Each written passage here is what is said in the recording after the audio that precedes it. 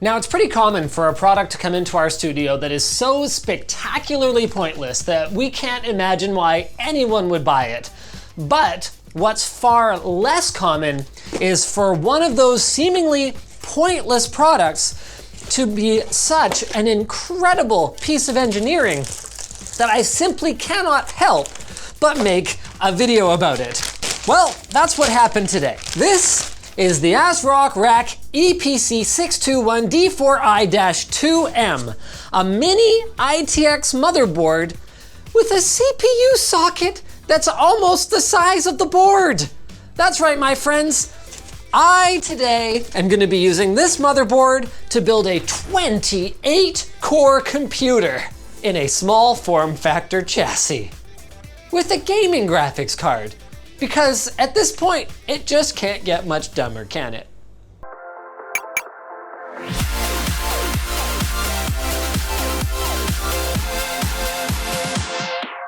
Okay, before we go any further, I feel like I owe you guys an explanation for what makes this dumb, because there's nothing inherently dumb about a motherboard. It's as good as the components that you can plug into it. And this one, well, you can plug some pretty amazing components into it. It's got 4 memory slots here, so these support SODIMM memory as well as ECC memory if you're into that maximum stability. It's got an LGA3647 socket with support for up to an 8180 Platinum 28-core Xeon processor. It's got a PCI Express 16X slot here. It's got one of those handy-dandy powered SATA ports for those little tiny drives, as well as a breakout to 4 additional SATA ports right here. And finally, it's got a pair of M.2 NVMe SSD slots on the back, which on a different version of this board, you can actually see the connector pads here can actually be equipped with memory instead of NVMe SSD modules. But it's not any of the stuff that we can connect to it that makes it dumb. It's more the fact that it ends up being kind of a solution looking for a problem. So if we're after an ITX board, presumably we're trying to build something compact. So if we wanted, like, not a crazy core count, but let's say 10 cores or 12 or 18, we could go with Intel's LGA2066 socket, which has both Core i9 processors and even their Xeon Ws with support for ECC memory if we're after that stability. It's a much smaller socket and has all the features that we could possibly use on a board of this form factor. Then, let's say that we did want some kind of, madness 28-core system or something like that. Well, the thing is that in the server space, there are far better solutions that allow you to build a more compact overall system, even if the motherboards are in some cases a little bit bigger. So typically what you would do is you would use what's called blade servers, where you have like this larger rack that has multiple modules, each of which might have a couple CPU sockets like this, with this kind of inline airflow cooling solution with the power supply at the back and everything tightly integrated. If you're using a standard mini ITX motherboard with like your standard ATX power connectors, you're probably using a commodity off-the-shelf server case, in which case you're gonna end up with kind of a big server considering how small your motherboard is. The final thing that makes it kind of dumb is that some of the key capabilities of this processor, including its 48 PCI Express lanes and its support for up to 6-channel memory, are physically not capable of being utilized here because the board is physically too small to put a whole bunch of PCI Express expansion on, and even 6 memory slots to fully take advantage of that. I mean, not to mention that the space constraints also give us a total of 5 ports. VGA output, 2 gigabit Ethernet, one of which is shared with the management interface, and 2 USB 3 ports. That's it. Naturally, I don't give a hoot about any of that though, and my goal is to use this thing to build the bangingest, small form factor, quiet workstation gaming, I don't know what it is, but it's a super powerful system. And it starts with getting our cooler installed. So this is one of Noctua's NH-U12S coolers with a pretty spectacular mounting mechanism on it. So this is designed specifically for the LGA3647 socket. And this should be, we hope, enough to tame our 28-core beast. This is actually the CPU that I dropped. So what I'm kind of hoping is that the dead memory channel on it is one of the ones we're not using, and then maybe it has a permanent home. Maybe Asrock built this board just for me. Now we put on some thermal interface material. And the usual rules about a grain of rice, yeah, those get thrown out the window with these guys. You want a lot of thermal goop on here. That may not even be enough. It is a big chip. We can actually do a quick sanity check here once it's on a little bit. The CPU is so stuck to the bottom of the heatsink that I cannot get it off without applying a little bit more force than I'm happy to apply right now. So we're gonna assume there's enough thermal goop on it. Look at that. The cooler's bigger than the motherboard. Now it's time to load the rest of this thing up. So we're going with 4 of these 16 gig ECC DDR4 2133 modules. These aren't the fastest thing around, but they were all that was sitting in the warehouse. And man, I gotta say, there is something to be said for working with miniature sized hardware. Cause like, handling this thing is super easy. I'm gonna throw some drives on the bottom or whatever, like schwippity schwappity, there they go. Pretty much no hassle at all. So now that our engine, so to speak, is complete, let's have a look at what we're using for the chassis. This is the LD03 from Silverstone.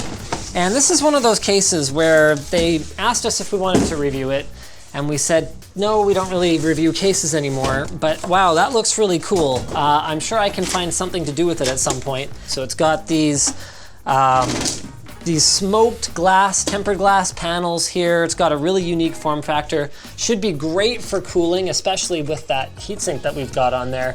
And it gives us a real good look at our graphics card once we get that installed. Let's go ahead and strip it down here. Whoop! Should even be pretty easy to build in. Now, one compromise is apparent already. While the case has support for USB 3 on the front panel, the motherboard does not.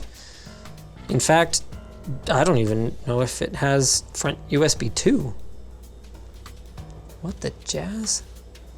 Nope, it has a couple things that look like USB 2, like this one, which is a COM port, it's a serial port, and this one, which is the front panel connectors for power and reset and all that stuff. That's fairly disappointing. All right, so I'm gonna do the power supply first. This is another piece of Silverstone small form factor fun. This is their SFXL 800 watt power supply. So we're not gonna be power supply limited no matter what kind of CPU and graphics card we throw in here. So it's screwed in now, but you guys can see this is one of those cases where the power supply is actually mounted on the inside of the case with no direct external access. So we gotta make sure that we've actually got it switched on, and then we run this extender here up to, here you go, up at the top of the case, and that's where we're actually gonna plug it into the wall. All right, so our next challenge is our front panel connectors. Now, power and reset and all that stuff, we're gonna have to check the manual, find out how that goes in. But these ones are really interesting. So, not only do we not have front USB 3, we don't even have front audio on this thing. So we're gonna be relying on our graphics card's built-in audio if we wanna get any sound output from this system whatsoever. I mean, alternately, we could use a USB sound card, but USB ports are kind of in short supply too. Okay, this is hilarious, guys. I was looking up the pinout for the front panel connectors, and I found out there is, in fact, a USB 2 header on this thing. Unfortunately, I didn't recognize it, and I can't use it because it's a miniature one. So here's a normal USB front panel plug, and that's the size of the header. So that doesn't, I don't know, I've never seen this before. It's like mini USB 2. So this is kind of a magic moment where we install our motherboard. This case is too small? Well, there's only one way to find out. So this panel comes off. Ooh! Hey! Well played, Silverstone. Okay, so I'm in there getting the motherboard screws, and like, this is kind of a mature highbrow channel, but, Okay, this is in the case mounting hardware. Does this remind you of anything? Really, Silverstone, grow up. Okay, well, this isn't perfect, but it's also not nearly as bad as it looks right now. See, we've got enough room for our VRM heatsink to breathe in there, and most of that cable mess is going to be covered by our secret ingredient, our RTX 2080 Ti, complete with hydro dipping cooler. Power connectors in. Not bad. Okay, wow, that actually went a lot faster than I could have possibly hoped. So we are pretty much ready to see if this monster boots up. That's it. Super compact, air-cooled, and theoretically super quiet too. Well, I've got an update for you. Try as I might, I can't get 2 of these memory channels to recognize, which is new. Before it was 1. So, CPU's gotta come out, and our known good Platinum 8180 is going in. Glued together CPU is out, known good CPU is in. Let's find out if it's the board or the processor. The fact that there were 2 dead channels makes me think that there might be something wrong with the board. Hey! Not bad. So there it is, 64 gigs of RAM. Okay. Now another thing I couldn't figure out was how on earth to configure my NVMe drives in RAID. I set everything in here that I could possibly find to RAID. The manual says you just press Control-I when you're booting and you can configure RAID, but that doesn't come up, so nothing in here about any RAID option, ROM, something, so I'm just kind of at a bit of a loss. We're gonna settle for just 1 NVMe drive, I guess. All right, ladies and gentlemen, we are super close now. I went and got a USB hub, so this is a super elegant solution to not having any USB ports. But hey, it's working. The one thing I'm having trouble with though is the fan speed. This is supposed to be a quiet build. But check this out, guys. It's one of the fans on the graphics card. Now I've got my drivers installed, but even then, like that shouldn't be doing that. So now I'm installing Afterburner, and I'm just gonna see if maybe it's something that I can fix by adjusting the fan speed manually or something. What the crap? See, the tachometer is at 4,700 RPM. You can see the dip where I put my finger on it. So right now there's 2 possibilities really. One is that this PCI Express slot was not really designed to have a graphics card in it and therefore never really tested with a graphics card in it and is bugged in some way that is interfering with the GPU's ability to regulate its fan speed. That's a possibility. Possibility number 2 is that this was the hydro dipped one. Maybe we didn't put it together quite right. There is a little PCB in here that I think has something to do with fan control that maybe wasn't hooked up correctly. So,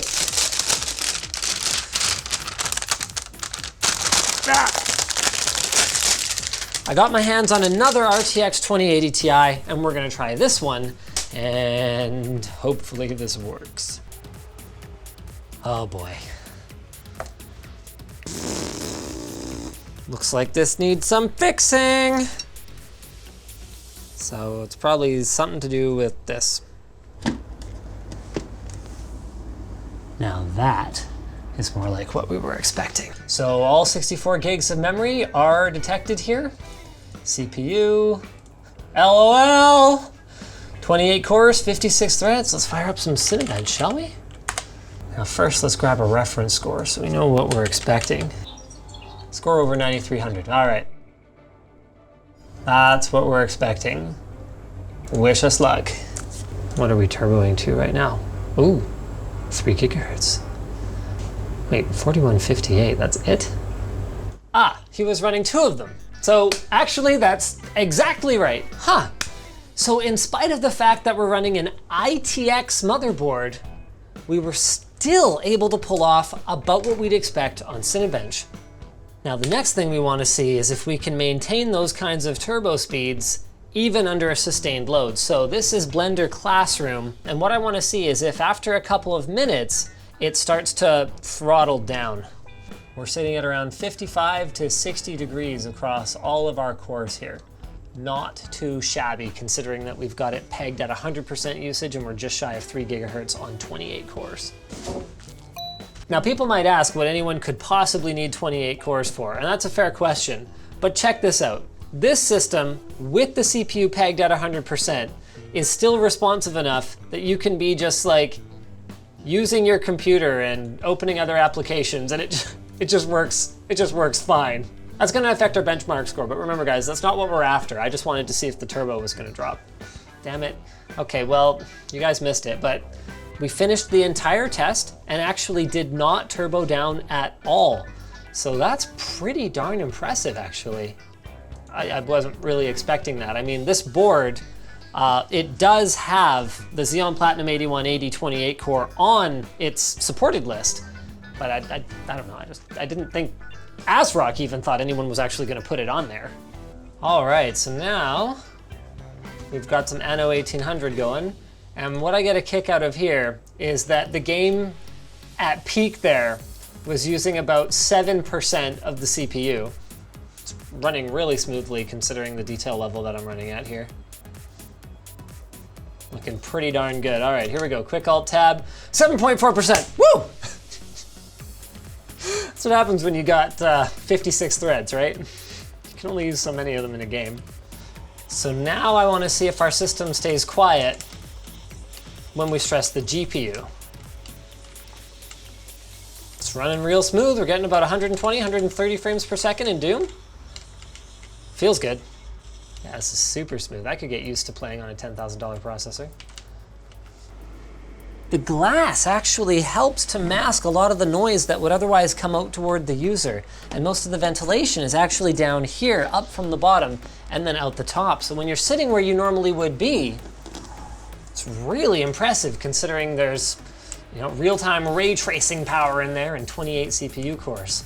So just checking in, this is about a worst case scenario for our graphics card. We're sitting at around 95% usage, 84 degrees, which is where it'll start to throttle down, and it's hovering right around the 1620, yeah, about 1620 megahertz. Not too bad at all for an RTX 2080 Ti Founders Edition. Not being held back by the case at that point. Oh, that's funny. You know how I was saying it was like super responsive, Brendan? I accidentally had Anno open in the background, sucking up 2% of the CPU.